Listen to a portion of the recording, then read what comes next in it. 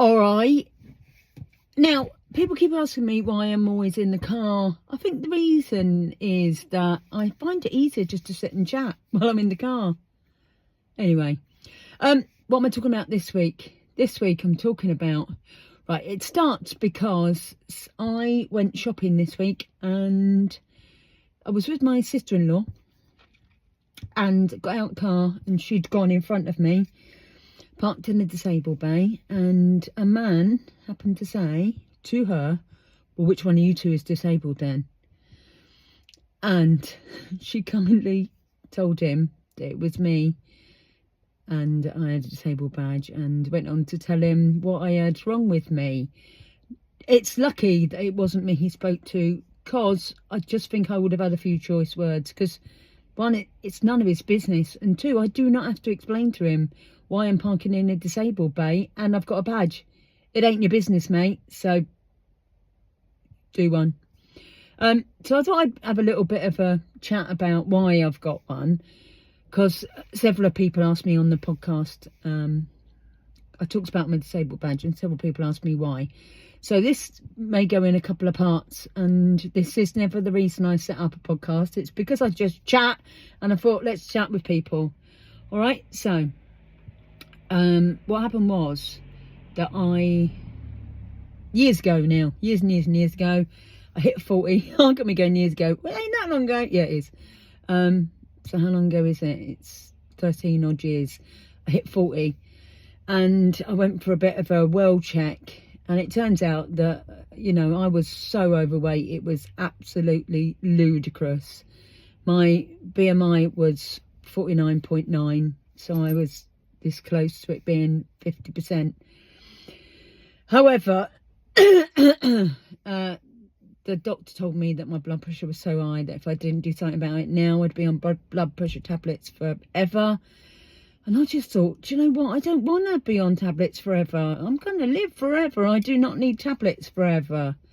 Because we all think we're going to live forever, don't we, at some stage? Anyway, so they suggested a couple of weight loss companies, and I picked one and off I went.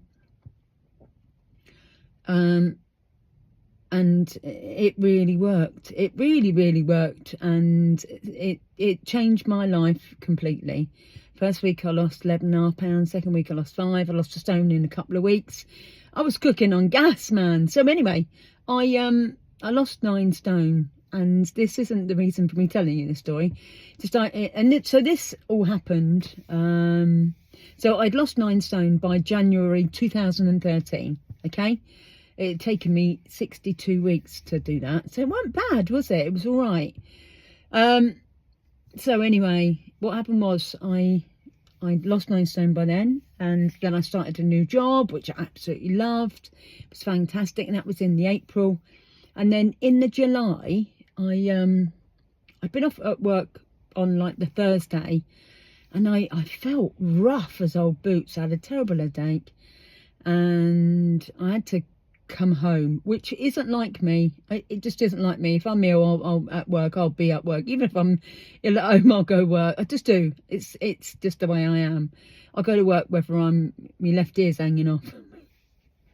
But yeah, so anyway, I had to come home, and I took a couple of Nurofen, or I don't even know if it's Nurofen. I took a couple of tablets, laid on the sofa, and felt better.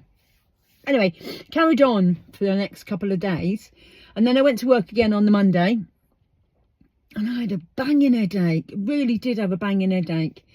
Anyway, so what happened was, again, took some tablets, but drove home. And, well, I drove home after my car wouldn't start, so I had to call the AA and get them out. But I then, at this point, phoned my wife and said, right, I'm on my way. I'll see you in a bit. And it was a blazing hot day. It was the weather was boiling. I had my shorts and t-shirt on anyway. So driving home, and on the way home I had a car accident. I know nothing about this, by the way. I just need to tell you that I remember. The last thing I remember is leaving my place of work and driving, just starting to drive. Anyway, not that long into my say 2 miles into my drive home, I crashed the car and ended up on a ring. Yeah. Anyway, so it turns out there was a off-duty paramedic behind me, and anyway, people phoned.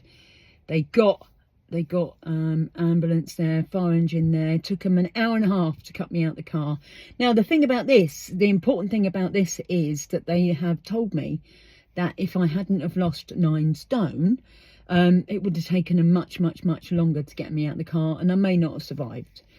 All right, and then I was rushed off to Yeovil Hospital, where they found out that I had 4 bleeds on the brain. Now, at this point, I needed to be transported to Frenchay Hospital. So I got taken to Frenchay Hospital.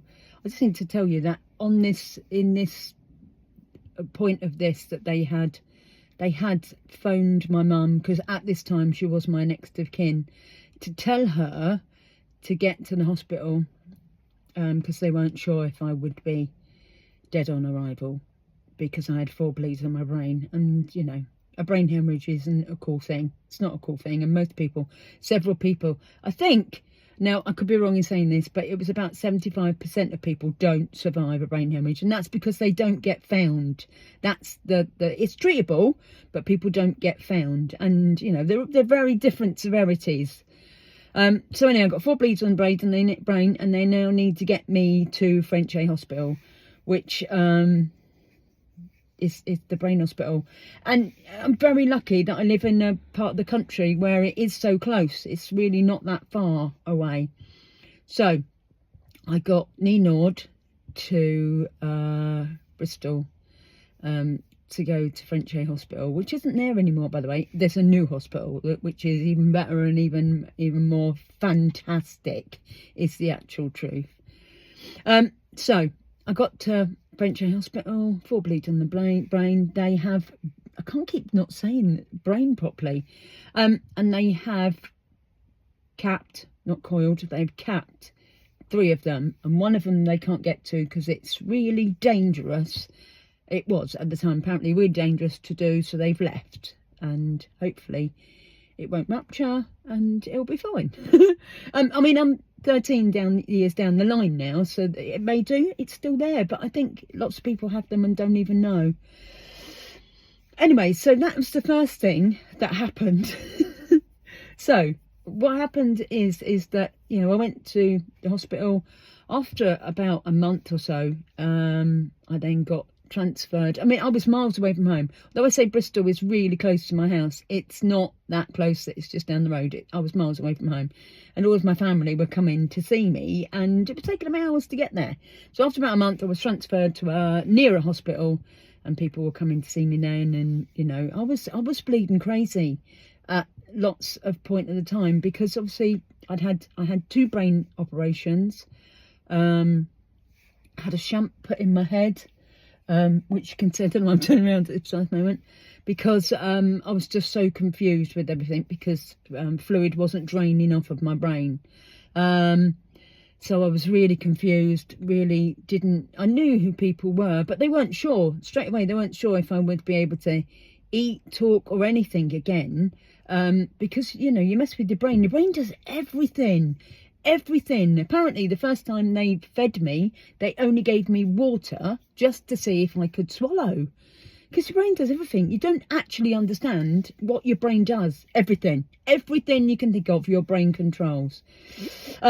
Anyway, so it turns out that things were coming back, and you know, after it was a long time, this isn't a little bit of time we're talking a long time that this happened.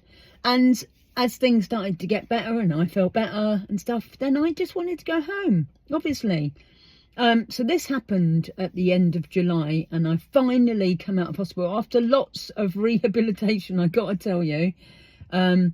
Lots of rehabilitation. I came out of hospital on about the 3rd of December, which is a couple of days before my birthday, because I wanted to get home for my birthday.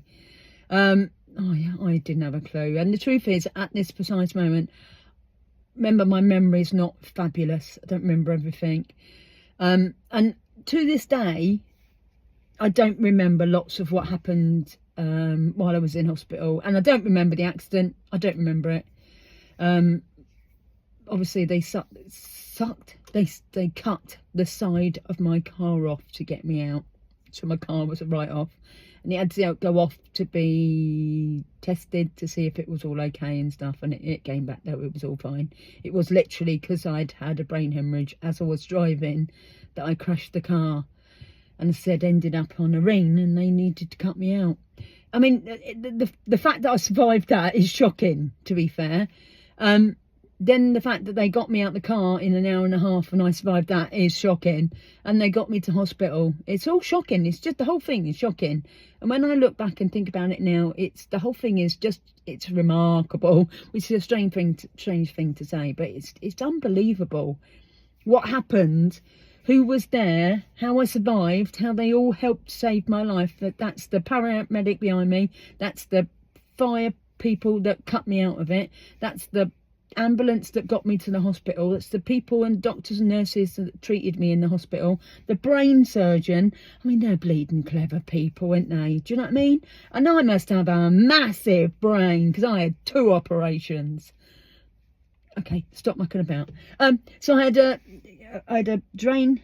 Oh, it's over that, yeah, over that side. You can feel it. So I had a drain put in to drain the fluid off my brain to start with, to make me not be so crazy. Right, I've just got to tell you, this is quite normal. All right, I was very, very crazy at one point. Yeah, I just didn't say. Yeah, they asked me who the Prime Minister was, and it was Margaret Thatcher.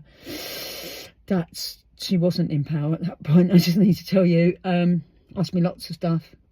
They asked me who the Queen was, and but the stupid thing is that the Queen's always been the Queen, so it was always going to be the same answer. It was always going to be the same answer. If they asked me now, it would be different because we've got a king. But at the time, that was always going to be the case. Anyway, I'm waffling on again, aren't I? So basically, I had me stuff had all sorted. I'd finally gone home, and I was crazy still. Not badly crazy. I was much better, but I was so tired all of the time, and I wasn't allowed out on my own. I wasn't allowed out on my own because I didn't know where I lived. I couldn't remember things, so I had to be. Yeah, it's tough. It's tough. The recovery was tough. It just was tough. I'm trying to explain it, and I'm finding it really hard to explain. The recovery was tough because in one flash of a light, everything in my life changed. Everything. Who I was, how I felt. I felt very vulnerable all of the time because I had no control over what I did. And I'm not saying anybody controlled me. I'm saying that for my own protection, people needed to look after me, and that's really hard when you're a fully grown fledged adult and know what you've been doing for a long time. It's just tough all of a sudden. Anyway, so I kind of got on with things a little bit, and life was getting okay. Life was getting all right, and I had a bit of a weaker side on me, so I decided I would get a bit stronger and stuff. So that was my plan. So anyway, then I went back to work, which I love work. Work was what I really wanted to get back to, is honest. I loved work, and that was really helping me get back to stuff. Until everything was going normally, and then it got to December. And I went ice skating, actually. This is what happened. Went ice skating, which I don't really know why, because that's a crazy thing to do. I am no good on my feet normally. And I was in the car with my wife, and I said, do you know what? I've got pins and needles all down my left-hand side. And it feels really weird. It just feels weird. So anyway, off we went, and we went ice skating, and we went to Zaza's in Bristol, which anybody that knows me, it's all you can eat. All you can eat. You get an hour and 45 minutes to eat as much as you can. I say it like it's a challenge. Well, to me it is sometimes, to be fair. So anyway, we gets there and then we go ice skating, and I wasn't very good, but I was feeling really weird and I was acting a little bit strange as well at the time. Anyway, we went to the hospital afterwards. On the way home, I said to her, I said, I just feel really weird, really weird.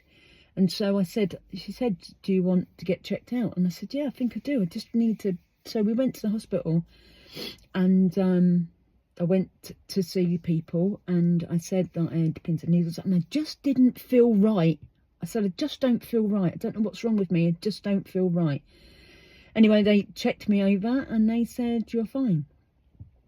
You're absolutely fine. So off I went back home. I've got all my medication. Everything's going to be fabulous. It's not a problem, is it really? So off I went home, and then I think it's about a week. I don't think it's any longer than that.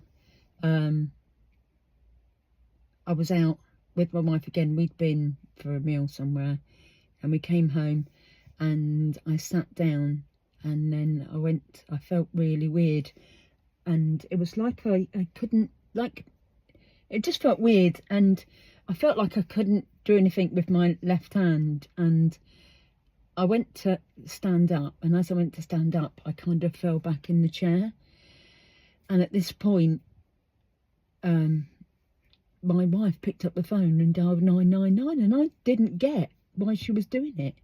But apparently she said it was because my whole left-hand side of my face had just dropped. And the reason I couldn't do anything is because I was having a stroke. So she phoned 999, and I got to tell you, within minutes that ambulance was there, and I was on my way to the hospital. I got to the hospital, and I'm on the operating table. I wasn't on the operating table. I was in the emergency department, and as I was there, they took me up to everything. And as I was there, the nurse said to me, "You're about to have another stroke." Damn sure she was right, and it happened while I was there on the table. I tell you what, I never wish a stroke on anybody in my life, ever. It is the worst feeling I've ever had, and it's not cool. It's just not cool.